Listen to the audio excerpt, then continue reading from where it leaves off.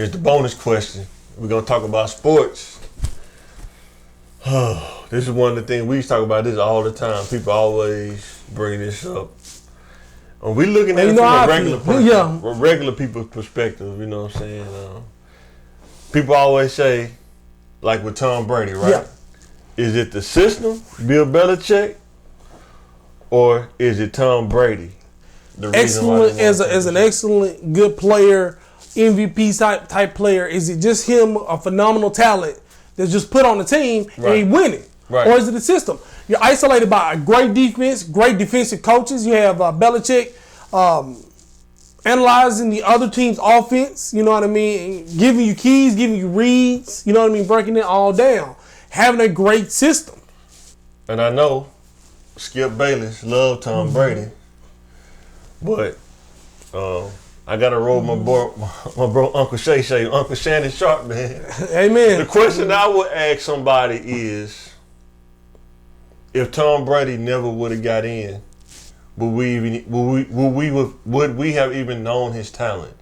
If Coach Belichick would have never put him in the game. If he would have stayed with Bledsoe, ride or die with his starting guy. Right. Because you know the streets talk. People were saying Bledsoe wouldn't listen to him. He's like, I got a rocket arm. This is what I do. You know what I'm saying? He's the star. He's the guy. He's the franchise guy. He's your guy. And that's the type of mindset that he had. Word on the street was that Tom Brady got in. He listened to Bill Belichick. You throw between the hashes, throw to the tight ends. We run a single back, 2 tight ends. That was when they were running that back then? Yeah, check down. Single, check down to your tight ends. You got 2 tight ends. He had the running back. Marshall. The best tight ends you could get. Yeah, Marshall. Did Marshall? No, not Marshall Falk.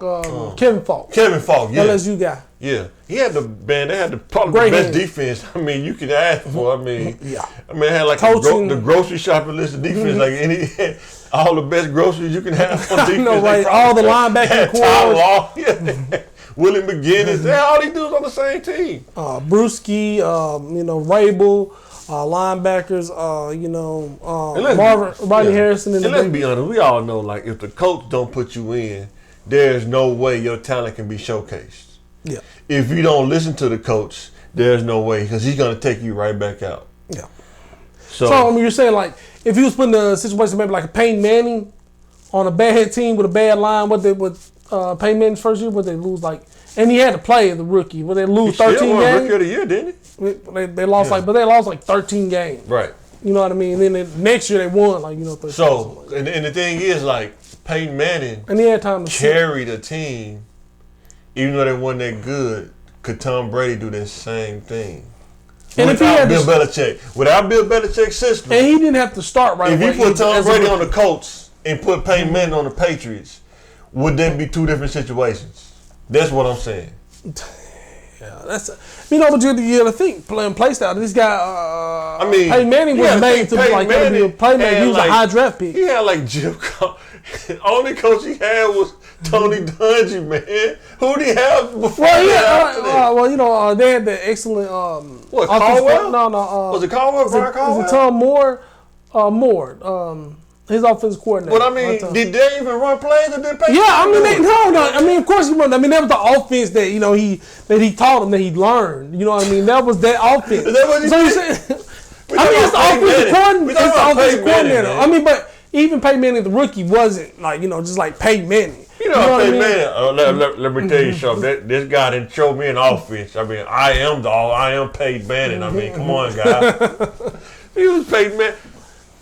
So what do you think? You think it was Tom Brady, or do you think it was the system? But that's another thing too. It's a system. He was in a little perfect cocoon of love. Because he didn't have to play right now. What year did he actually get to start over Drew Bledsoe? I don't even know, man. But what year was he in? Was it second year first? I think so, something like that. Yeah. But he didn't have to play. As a rookie, he actually had to sit back. A well-disciplined team. Yeah. An established, somewhat established offense. And he got to watch a veteran quarterback. It takes both. And a strong defense. It takes both. And scheme. It takes both. But you can kind of hide your imperfections under a great system. You know what I mean? Definitely. So by the time he actually did step out of that shell, all he had to do was follow the pattern of what Bill Belichick laid out for him. Like, if you do A, so you saying he had a joystick plugged in his back? Yes. And Bill Belichick was like, all right. Yes. I'm saying that now. I think around year 3 or 4, he kind of figured it out for himself and made himself better. But initially, if the coach don't put you in order to put you in to showcase your talent, there's no way that you will be able to show who you are. And you're saying there's a lot of stuff you got to do to get on the field. Like you said, he got to show that he's going to follow orders. Now, Tom Brady is good. I'm not saying he's not good, but I'm saying the system that Bill Belichick built, plus what Tom Brady was once he figured himself out. But but like everybody else has to figure themselves out and then win Super Bowls. Because some people don't figure themselves out ever. Yeah, but so he at the time where he was working on himself, figuring himself out, he was winning Super Bowls at that time, so he didn't have to wait. Right. To be a finished Tom product. Brady, I would say Tom Brady is not like a Rich Gannon or Peyton Manning or somebody like that. Like he's not the person that like the offense is all him. You could put like any kind of receiver like. So you saying like in the Andy Reid style offense where they're going to throw very heavy. Yes. That he wouldn't really do well, especially early in his career, where you're going to throw the ball 60 times a game. I can see Tom Brady in a West Coast offense kind of. I can't see him in that. You know what I'm saying? Where you got to pass for your first downs. Well, you know they don't really run. You know what I'm saying? But I think him and Bill Belichick was the perfect match for each other. But if Tom Brady was on another team, would he have got? I know that's like the what if game or whatever, but if he played for like and he the had Broncos, to be a franchise player. If he played for like the Denver Broncos under Mike Shanahan or something, could he run a bootleg? Absolutely not. Can you imagine how slow that would be? Him running the bootleg, man. It would take you 5 seconds to roll out before he even get the ball out. You know, man, he's in peak physical condition. Who? He eats right. Tom Brady eats right, and he's healthy. So I think that really has helped his speed. His natural talent, everything he's good at, the intangibles and stuff. Mm-hmm. I know he's doing TB12 now, but I'm saying the system makes a difference. Like, think about the quarterbacks like Phillip Rivers. Dude had a freaking rocket arm. Yeah. But the like, I don't know what it was with the Chargers, but the system, it just didn't work. Especially when LT left, when LaDainian Tomlinson left. He didn't have a running game. He just had to throw the ball. But he came in you got to think, he replaced Drew Brees, right? I mean, they already got LT, they had Antonio Gates, I think they had Vincent Jason. They had a lot of weapons, so I don't know. I think the thing sometimes too with, like I say, with the chart, a lot of things didn't go right at the right time for them because you remember they had Rivers, they had LT, then they had the defense starting, they had Quinn Jammer, then they had Sean Merriman. But then Sean Merriman got caught up with the PEDs, you know what I'm saying? Man, I don't think he was using them. I don't know if he was using them or not. I don't care. I'm just telling you what the report said. I'm saying when he was lights out. Yeah, lights out. Mm-hmm. It started peaking, but then things start happening. You get those neck injuries. But another thing too, there's 32 other teams going through different things. Yes. So exactly. They have really. Sometimes you have your best team. You have a really good team. Right. But that's when another team was really good too. So that's when the Colts are on the roll. Right. You know what I mean? Like, dang, you know what I mean? Like, man, it's like you can't match it up at the right time. Your max talent versus them. Right. And now they old and busted. Now your team ain't as good either. I mean, just like when he went to Tampa Bay. I mean, he had to look at that and be like, "Oh, this is perfect." They got Mike Evans. They got what's the other receiver? They had the tall receiver, Mike Evans, and they had the other ones. I can't remember the name off the top of my head, but they had players that he could work with. That's another reason when a lot of people starts looking at Tom Brady's greatness like, well, what receivers did he really have? And that was the thing is, he won the Super Bowl with teams, and you can name one receiver. Right. I mean, of course, he got Gronk. I mean, he pulled Gronk off the shelf out of retirement. You know what I mean? You got to have a safety net as a tight end. Then I'll show you how the system works, right? They probably not going to talk about this on national TV or no, but we remember Bill Belichick, he wanted to go with Garoppolo, but Kraft said, "You're not trading Garoppolo."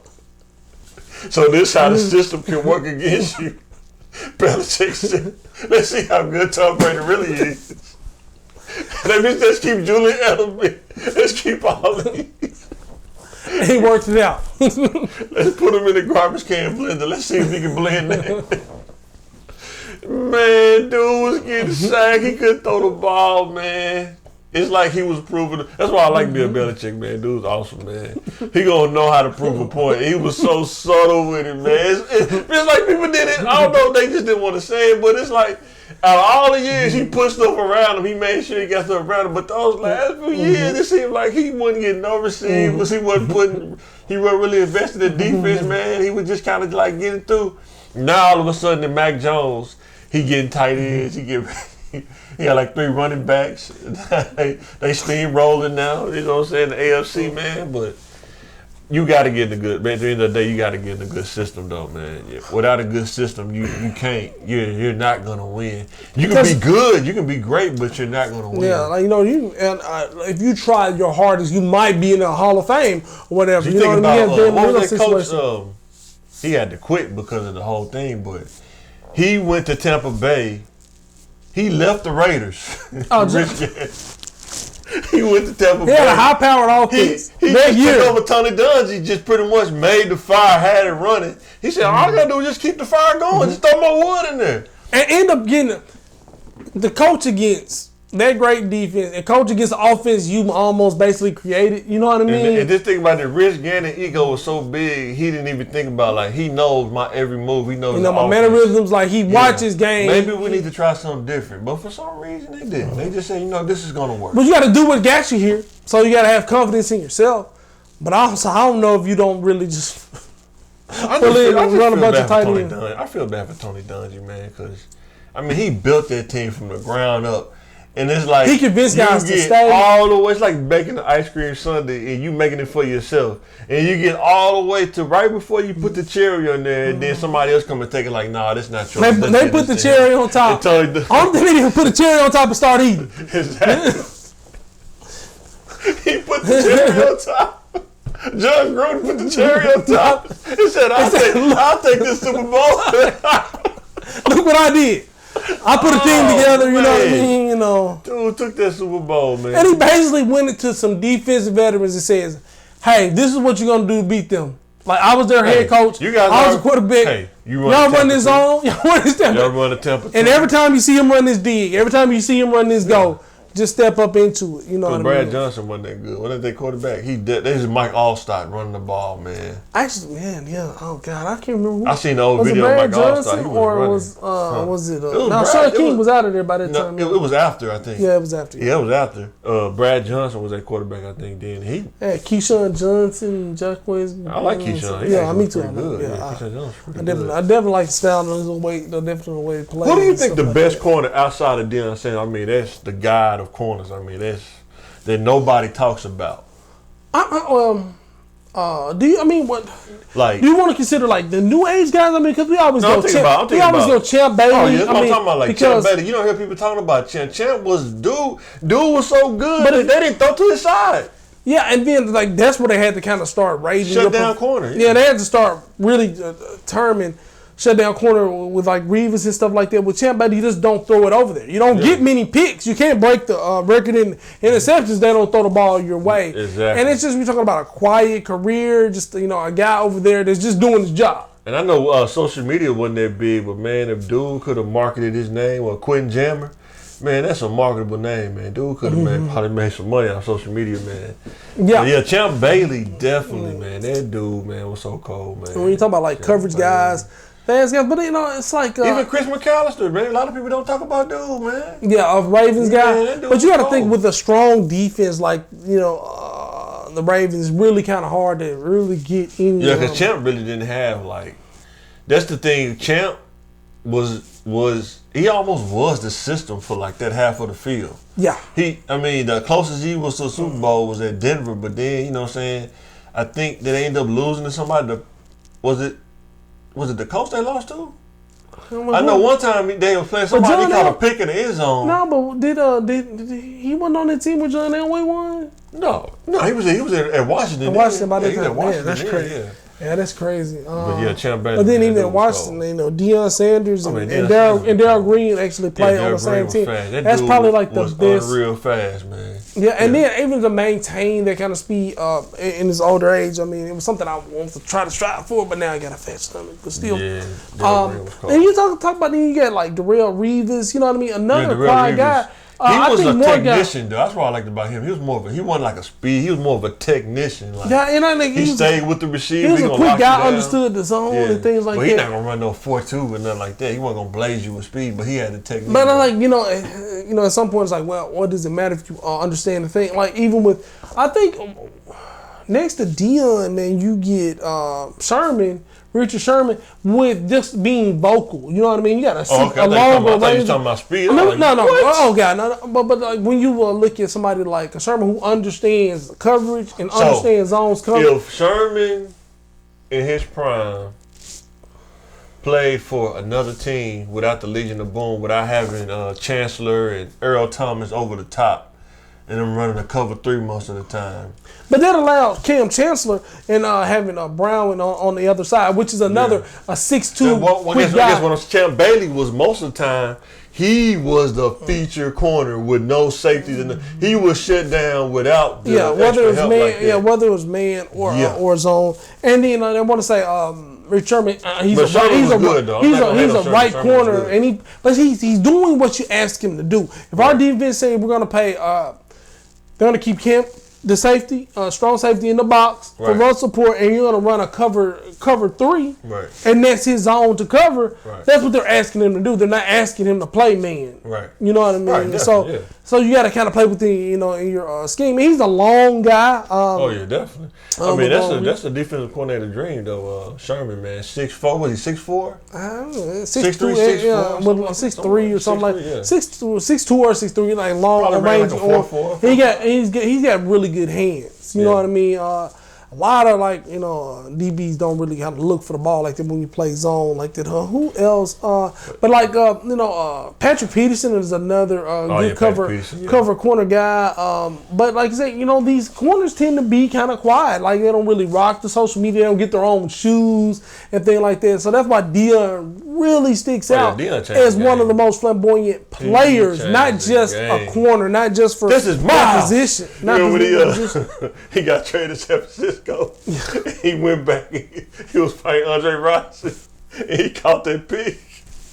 And he walked it back on. This is Miles. Whenever they interviewed him after the game, this is I built this out. This is Miles. And you I think like right now, like even with football, they really almost, especially defensive players, don't make guarantees. Don't try to speak out. Don't be too boastful. You gotta sell yourself. You might not perform, but too though. Yeah, but exactly. You should challenge yourself for it to back it up and not cry when you don't. A lot of times, generation they talk loud, but then they get burnt. You see, they'll make it to show you that highlight. You talking like you big stuff. Next thing you know, you running that double move on. He get your ankles broke. Yeah, but it's like, man, I think that's another thing that people should be making more guarantees, investing in themselves, investing in their, or at least talking up their own skills, and show kids, okay, hey, even though I'm talking, I can get burned and I can still come back here and play this game. Because you remember Chad Johnson, he did that to Champ that time. When Champ was a little older, of course. And Champ said, he sent him to Pepto-Bismol. Yeah. And Champ said, I don't care. I said, okay, he got this one, but somebody going to have problems next week. Yeah, exactly. That's kind of stuff Champ would do. So, you have that pride, have that. Because you're selling yourself, man. You only make that money for a short period of time. Speak on it, man. You want to win, try to, guarantee it. Or say, I'm going to get, these yards and do different things. You know what I mean? Yeah. Like Clint Porter's with the heavyweight belt. You know what I mean? That game. He called Patrick and said, hey, I'm going to go off this game, bring the belt, because I'm going to run for mine. This is a contract year. Sell yourself and put up those performances. You know what I mean? You don't, being humble and not being arrogant is good, but you got to remember you're selling yourself, your product, you're a brand, you know what I mean? So don't just kind of blend in, man. You want to be that guy. You got to be that guy. Have the rock star talent, you get in a good system, and everything can take care of itself. Exactly. But you go to a bad system, just think about like Cleveland Browns, man. It's like they just can't get it together, man. Yeah, it's like they cannot find a quarterback. I mean, they had Johnny Manziel. Now they on what? Was it Baker Mayfield? Yeah, man. They just man. It's like, man. Like, what do you do, man? If it's not the players, if you have first round picks, in all these positions and trying to sow stuff, what is it that you need to do to win? Now, understand these other teams are all professionals as well, and they're not going to lay down while you recover for a year. But man, you gotta try to be. And of course, I'm not telling it's a bunch of geniuses over there that's working on that to figure that out. You know what I mean? Guys get paid a lot more money than I do to work those things out. But man, it's real hard. Some teams just crazy. It's like you go to Siberia. If you go to that team, it's like going to Siberia or something, man. It's like going to Alaska. You just out there, man. It's like going to Alaska, man. No man's land. It's just especially for quarterback, man. It's like the Trevor Lawrence that played for the Jaguars, man. Is that Trevor Lawrence? I'm not sure. I think it is. Play for the Jaguars. It's a tough city, man. I mean, I don't know what it is. It's like it's just something's missing, man. It's like something's missing, man. And it's like the Cowboys, man. It's like they got they going through the Quincy Carter curse, man. You know, Quincy Carter was a quarterback, man. And they just put Tony Romo out there? Yeah, man. Just cut dude out, put Tony Romo out there, man. I think Quincy Carter was way before Tony Romo, though. I don't know. I think they cut him and went with like either Bledsoe or somebody like that. I think Quincy Carter got in trouble, though. Then they cut him. Because, he was a quarter. He was a black quarterback. I remember. Yeah, I remember. Yeah. But I don't remember like exactly what was going on with that situation. But I always wondered though with NFL team, like why let's say the Cowboys, they always start good, then they end up like 8-8 or something like that, or in the middle. And then some teams start out slow, then they end up, with a high record, be like 10-7 or something like that. You know what I'm saying? Yeah, and it's like, but honestly, I think it's I promise the first 3 games in the NFL set the tone in everybody's mind of what type of team you're going to be. Right. But it's only 3 games. Yeah. That's why a lot of people like that, because they write them off. But if you come out strong and win the first 3 games, you put fear in everybody else, so they're going to give you the hardest game. One more. System of player. The Rams. What's that dude's name? Fogel? Who was the quarterback there? They traded him for the Matt Stafford. Yeah. Was it Foles or Fogel? One of them. I forgot the dude's name. He was at the Rams. And he was doing great. But it seemed like the coach was calling all the plays, though. Yeah. And then he went to the Lions. You barely even hear about dude now. You know what I'm saying? Maybe the Lions are a different market, though, because the Lions always been bad, though. I mean, they had Barry Sanders. They've had possibly the best running back in the NFL history of the Lions. And Barry Sanders. Okay. I mean, I'm a Bo Jackson guy myself. But Barry Sanders. Yeah. And the same franchise also had the best possibly the best receiver. Man. I mean, I'm a Randy Moss guy. Megatron. But within Calvin Johnson. You know what I mean? You win the lotto. Pick Randy Moss or Megatron. Which one would you pick in that prime? That's a hard pick, man. I mean, just style-wise, I love Randy Moss. I'm a huge fan of his game, the way he played, everything he did.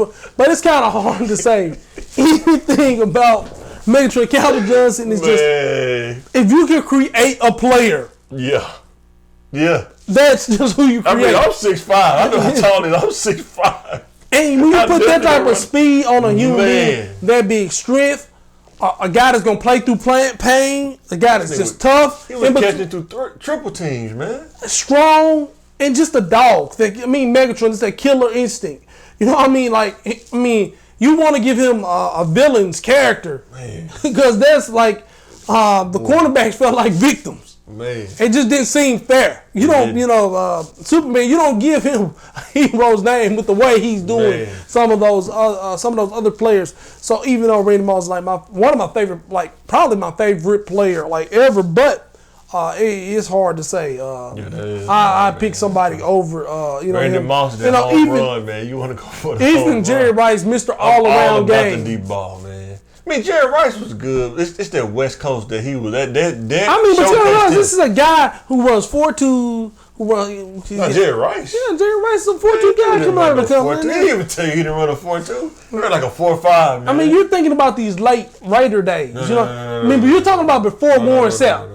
Man, you don't look. Jerry Rice was good at route running. No. Yes, he's the West Coast offense. Okay, listen. Jerry Rice, if he's the primary targeted receiver. Right. So they're looking at him, right? But they still will run reverses with him. Because he ran routes. They didn't run reverses. Yes, they did. How do you think they ran it so much and it was so effective? That's how he got injured. I mean, Warren Sapp injured him running the reverse. He was older, though. We talking about before Warren Sapp got in the league, man.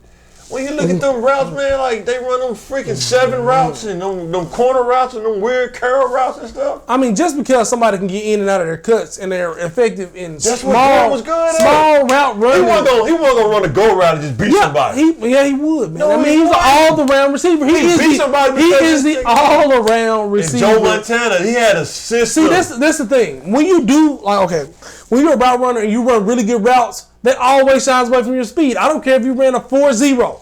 If you run good routes, it's kind of hard to say like LeBron James is a good shooter because he's such an all-around good basketball player. He is a good shooter, though. Yeah, but it's hard to say. Well, a lot of people overlook his shooting. No, a lot of people overlook his shooting because he's such an all-around good basketball player.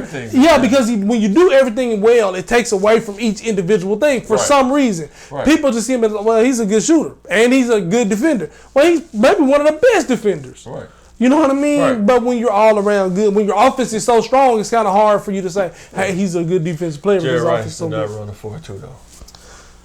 All right, man. We got the internet. We'll research that off there. But but it's like it is definitely hard to go when you get somebody that big within Calvin Johnson. You're that fast. He can burn you deep. He can beat you over the middle. He can out route run you, and he's just. It's a West Coast offense though. He was in the right system. But even if you put. Listen. If you put Calvin Johnson in a West Coast or passing for first down offense, you know what I mean? Right. With all these, he's gonna excel in that, and it'll look like he's just like he'll look just like he would not excel though. That's what I'm saying. If you we're not talking about excelling. He'll look like Calvin Johnson would look like an average big. You comparing ketchup to mustard, man. That's what you're doing right now. What I'm saying is, Calvin Johnson would look like an average big possession receiver if they ran a West Coast offense. He wouldn't look like that because they wouldn't run those routes. Now, if they ran those, Jerry Rice could run those routes. Jerry Rice is not going to run that Randy Moss smoky route.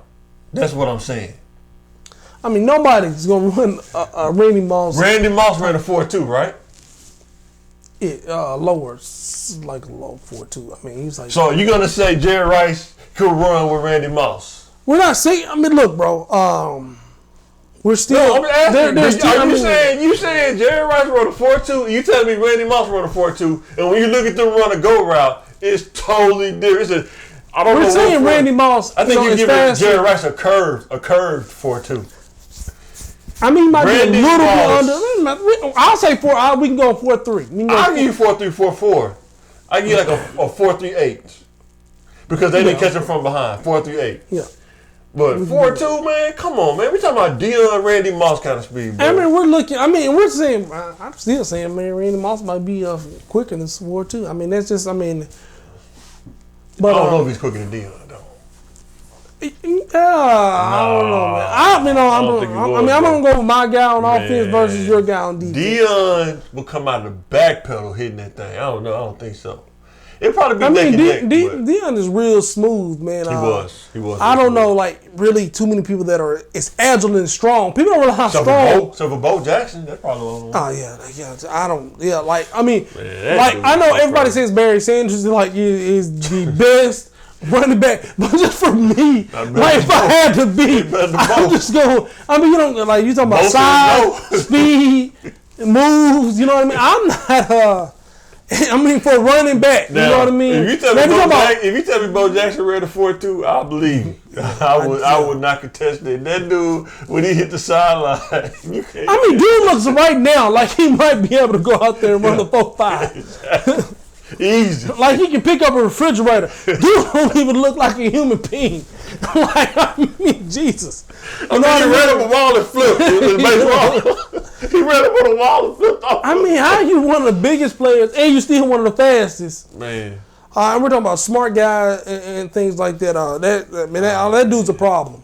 Yeah, and I feel bad for what's his name? Was it Brian Bosworth, man? He had to pay Mel Kiper, man. You have to sell yourself. You have to sell yourself. When they drafted him. I know, man, I bet you Mel Kiper. I'll tell you about this guy from Oklahoma. You have to sell yourself. And Let me tell you, this guy, Brian Bosworth, this guy is the number 1 pick. This guy runs a 4.5 40 in the 40. This guy's the best linebacker in the country. Got Brian Bosworth. I'll see you in the Hall of Fame. he went to the Hall of Fame, right? No, he didn't. With the Hall of Fame, you get ran over by Bo Jackson, man. You got ran over by the biggest, strongest, fastest person. He has nothing to be embarrassed about. This is Bo Jackson, bro. Yeah, exactly. I agree. He tried to tackle him. You know, and you got to go up top, man. I mean, because you're a man, you got to go up top. Maybe you should have cut him a little bit. Can you imagine, like, you used to hit dudes and they go backwards, but you hit a dude and you keep going back? You like, dude, It's crazy, man. I mean, how do you prepare for that? Man.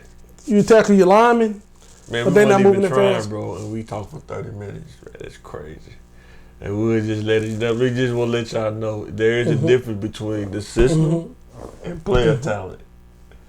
Yeah, you can't have one without the other. The both has to. No, you can. I mean, to be great, to be Hall of Fame, because you can be one of those game manager quarterbacks, and I'm definitely not saying that about Tom Brady because he's I was say that early in his career, but no, he's just been on really good teams. But no, he has far surpassed that. But I think even as a game manager, you have to upgrade your game. If you're being protected by a good system, you should still be getting better. Think about Dan Marino. Dude was awesome. But what else did he have? I mean, he had like Hugh Jackson, a couple other receivers, maybe something like that, tight end. But who did he have on defense? I don't even know. Too, even when he had his best teams, the competition was still good. The Steelers are still amazing. You know what I mean? You still got, you know what I mean? Man, that dude could throw that ball, man. That dude throw some pretty balls, man, too, man. And it's just sometimes pad on the man. You know, and then clock, man. You got to think he's playing through the Dallas era when the Dallas were just great. You know what I mean? Yeah. So, like, even if you do your best, you got to still look over there at Dallas. They got Troy Aikman. They have the three-headed monster over there. Michael Irvin. Can you imagine being a corner trying to hold Michael Irvin, man? I mean, this dude probably like 6'4", 240, man, 220, 240. I think dude was only 6'1", but he looks like trying to press dude. They telling you to press him.